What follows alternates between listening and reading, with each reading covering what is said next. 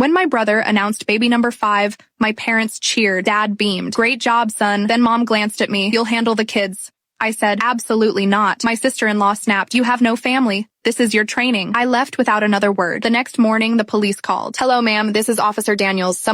He stopped like he hated finishing the sentence. Someone has left 3 children outside your townhouse with overnight bags, and your address written on their school emergency cards." My coffee maker was still dripping. I was barefoot in my kitchen, holding the counter with one hand because my knees had gone soft. I said no, I did not agree to that. Officer Daniels asked if I knew Jessica Morgan, my mother, then Michael and Karen Morgan, my brother and his wife. "Yes," I said, "but I did not agree to take their children. The children are safe," he told me. "Your neighbor brought them into the lobby and called us, but the oldest has a caregiver card naming you as weekend household contact." That word landed wrong. Household. The night before, Michael had stood in my parents' living room with Karen's hand tucked under his arm, grinning while everyone clapped. Dad hugged him. Mom cried. Karen looked at me like she already knew I would be assigned the hard part. Then Mom said it. "You'll handle the kids. Not help, not talk, handle." When I said no, Karen smiled with all her teeth and said, "You have no family. This is your training." Nobody corrected her. They just looked away as if my life was a blank page they were embarrassed to read. By sunrise, my family had sent the children to my door. My townhouse was the first thing I had ever owned. It had a narrow porch, a squeaky screen door, and one red-tagged spare key I had given Mom years earlier for emergencies. I had changed the locks after Michael used my garage without asking. No one knew the old key no longer worked. That was the only reason the kids had not walked in alone. When I pulled up, a police car sat by the curb. My neighbor, Mrs. Alvarez, stood in the lobby with her arms crossed. Ella ran to me,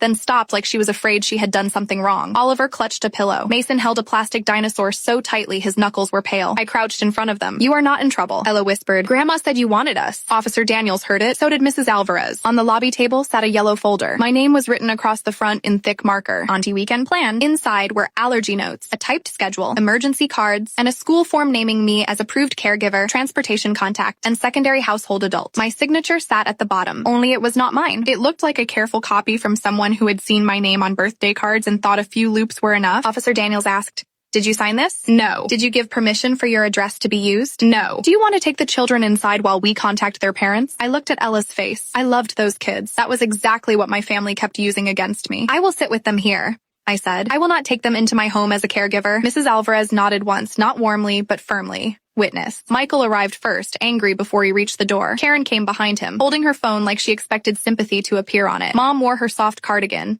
the one she used whenever she wanted to look harmless. Dad parked across the street and stayed in the car. Michael said, "This is ridiculous. She's their aunt." Officer Daniels looked at the folder. "Why were your children left outside without confirmation that an adult was home?" Karen snapped, "Because she agreed." I said, "Show where?" Mom touched Karen's arm. "Sophie, honey, this is not how family handles misunderstandings. My name on a fake caregiver form is not a misunderstanding." Michael pointed at me. "You always make everything about paperwork." Officer Daniels said, "Paperwork matters when children are involved." Karen's face tightened. Then she gave me the second line that stayed with me. "An empty house should be useful to somebody." My whole body went still. Not because it shocked me, but because it was finally honest. To them, my home was empty. My calendar was empty. My life was empty. So anything they poured into it became a favor. Mrs. Alvarez cleared her throat. My doorbell camera recorded the drop-off. Mom's face changed. That was the first crack. Officer Daniels asked who brought the children. Mom admitted she had walked them to the porch, but said she thought I was inside. Mrs. Alvarez quietly said the video showed Mom trying the old key, realizing it failed, and telling the children to wait, because I would have to open. Nobody had expected a neighbor. The officer documented the incident and told Michael and Karen to take the kids home. I hugged the children goodbye. Ella asked if she could still visit me. "Yes," I said, "when your parents ask first and when I say yes." That word ask felt almost dangerous. After they left, Mrs. Alvarez sent me the video. On it, Mom stood at my porch with the red-tagged key. The lock rejected her. Karen's voice came from off camera. "Don't let her talk her way out of it again," Mom answered.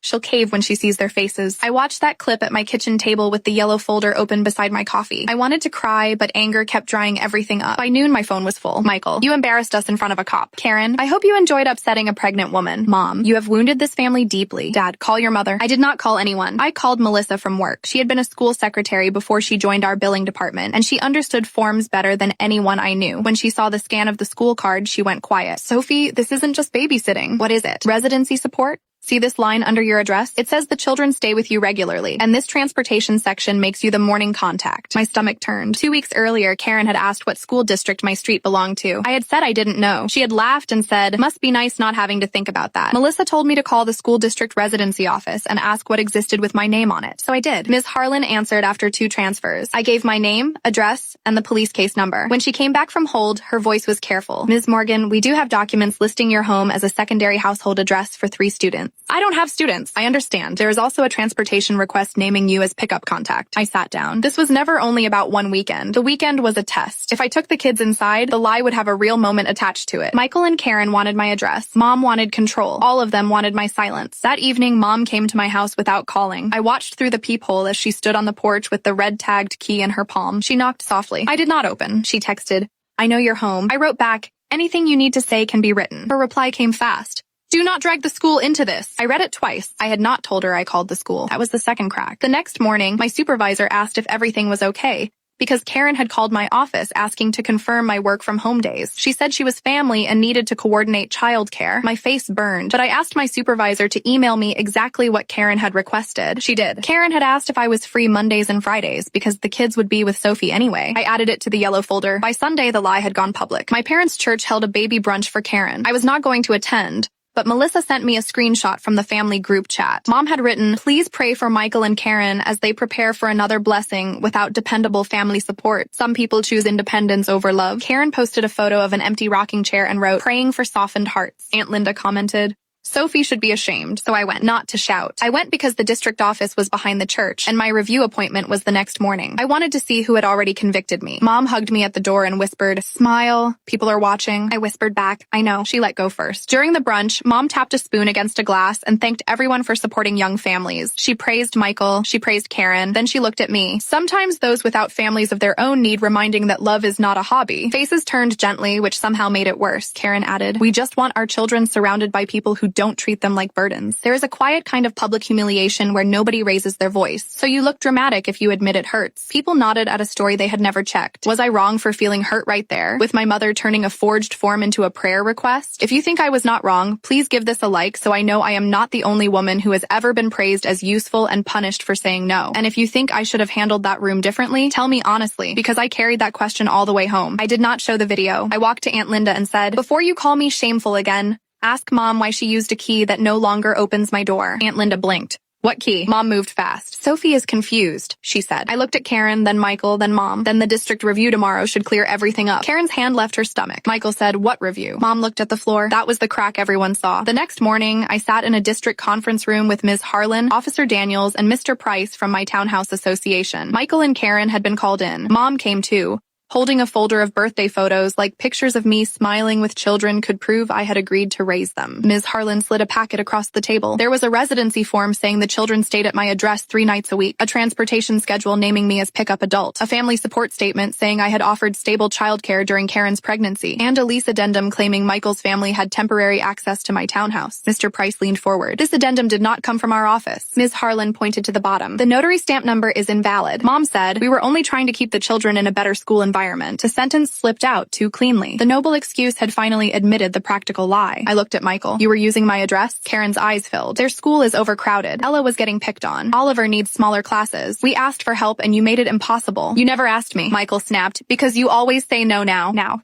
The word sat there like a confession. Ms. Harlan asked who completed the forms. Karen said Michael handled most of it. Michael said Mom helped because she was good with paperwork. Mom said she only tidied the packet. Blame moved around the table, but none of it left the room. Then Officer Daniels asked, "Who signed Sophie's name?" Nobody answered. Ms. Harlan turned her laptop slightly. The electronic submission came from an email linked to Karen Morgan. The scans were uploaded through the church office printer under Jessica Morgan's volunteer login. Mom closed her eyes. Karen whispered, "Jessica said Sophie would come around once the kids were already there." Michael muttered, "Don't." But it was done. They needed my home to look like a second household, my schedule to look like a transportation plan, and my love for the children to look like consent. Mom had pushed it because being the grandmother who solved everything mattered more to her than telling the truth. Michael went along because rules annoyed him. Karen went along because she thought my quiet life was an empty room waiting to be assigned. Ms. Harlan rejected the packet, flagged my address, and required written confirmation before my name could ever be used again. Mr. Price said the forged addendum would go to the association attorney. Officer Daniels updated the report. Michael turned on me. "Are you happy?" I looked at the fake signature, then at the red key tag peeking from Mom's purse. What I wanted was to be asked. The meeting ended with signatures. I signed one statement only, that I had not authorized use of my address,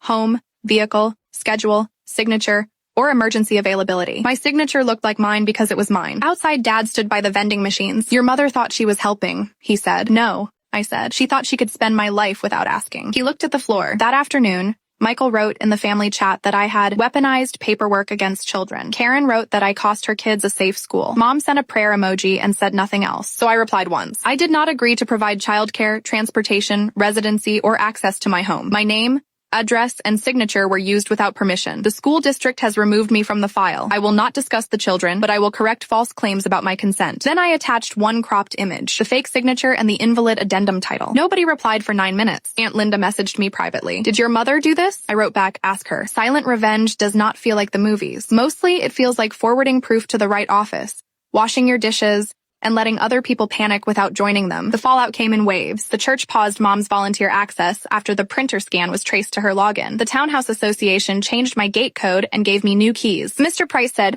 only people you choose get copies now. I sealed the old red-tagged key in an envelope. At work, my supervisor blocked Karen's number from the front desk. Michael and Karen had to keep the kids in their original district, attend a transportation meeting, and pay for after-school care. Michael sold his fishing boat and blamed me in texts I did not answer. Karen apologized first, badly. I'm sorry if you felt pressured. I replied, that is not what happened. Hours later, she wrote, I am sorry we used your name and address. I was scared about 5 kids, and I let Jessica convince me you would cave. I read that in the grocery store bread aisle and leaned on my cart. It did not fix everything, but somebody had finally used the right verb. Used. I wrote back, thank you for saying that. I love the kids. I am not available for childcare, transportation, school records, or emergency responsibility. Visits must be asked, planned, and confirmed. She replied, okay. Michael never apologized. He sent one photo of the children and wrote, they miss who you used to be. That one hurt. I sat on my stairs with my coat still on until the screen dimmed. Who I used to be was the woman who opened the door whenever someone knocked with guilt in their hand. The daughter who canceled plans because mom sighed. The aunt who thought children would feel abandoned if she made adults behave like adults. I did not reply. The final reveal happened at the church family council. Mom had complained that I was spreading lies about her volunteer work, so the pastor invited me to explain. I agreed only if the office manager, Aunt Linda, and Dad were there. Mom arrived with Dad and a framed photo of the grandchildren, which she set on the table like a shield. The pastor asked what I had said publicly. I said, only that my name and address were used without permission. Mom's voice went soft. She is punishing me for loving my grandchildren. The office manager, Beth, opened a folder. Jessica, the printer record shows your volunteer login was used to scan the addendum. The file name was Sophie Support Final. Security footage shows you entering alone. Dad looked at Mom then. Really looked. Mom whispered, I was helping them. Aunt Linda said, you were helping them lie. That sentence did what mine never could. It came from someone my mother could not dismiss as selfish. Tears did not erase timestamps. A grandmother photo did not turn a forged signature into love. The pastor removed Mom from office volunteering and told her to apologize to the people she had involved. Mom nodded without looking at me. Outside, Dad stopped me on the church steps. I knew you said no, he said. I didn't know about the forms. You knew enough to stop the first part. He swallowed. I should have. It was not a full apology, but it was the first time he placed blame near himself instead of at my feet. I said, yes, you should have. A month later, Mom mailed me a letter because I had blocked her calls. Some of it still tried to explain, but one sentence made me sit down. I treated your quiet life like an available room. Then I wrote back, you may visit my home by invitation only. You may not have a key. You may not speak for my time, address, schedule, signature, or relationship with the children. If you want a relationship with me, it begins with asking. I mailed it before I could soften it. After that, life became quiet in a way that felt unnatural at first. No sudden drop-offs, no messages demanding my schedule, no family vote about my availability. Karen sent requests instead of assumptions. Sometimes I said yes. Often I said no. Nothing broke either way. When I visited the kids, it was planned. Parks, birthdays, school plays, short afternoons with start times and end times. Ella once drew my townhouse with a big yellow sun over it. In the picture, the door had no red key. I asked why. She shrugged. Because people knock. I kept that drawing. The baby was born in spring. Karen invited me to meet her on a Saturday afternoon. I brought a blanket, held the baby, kissed the kids, and stood when my visit time was over. Karen looked like she wanted to ask me to stay. I saw the question form. I also saw her swallow it and say, thank you for coming. Michael stood in the hallway. So that's it? You're just a guest now? I adjusted my purse. No, I'm family. Guests don't have to recover from being used. He stepped back. Almost a year after the police call, I took the sealed envelope with the old red-tagged key to a hardware store. The man behind the counter asked if I needed a duplicate. No, I said. I need it cut so it can't open anything again. One clean slice through the metal. The red tag stayed whole. The key did not. I brought the broken pieces home and placed them in the back of the yellow folder with the district letters, church audit, and police summary. Then I slid the folder into a storage box in my closet. Close enough to find, far enough to stop living beside it. That night, I made pasta in my small kitchen and ate at the table with my phone turned face down. The porch light clicked on by itself when the sun went down. No one knocked. No one texted. No one stood outside with a key, a folder, or a story they had written for me. My house was not empty. It was mine.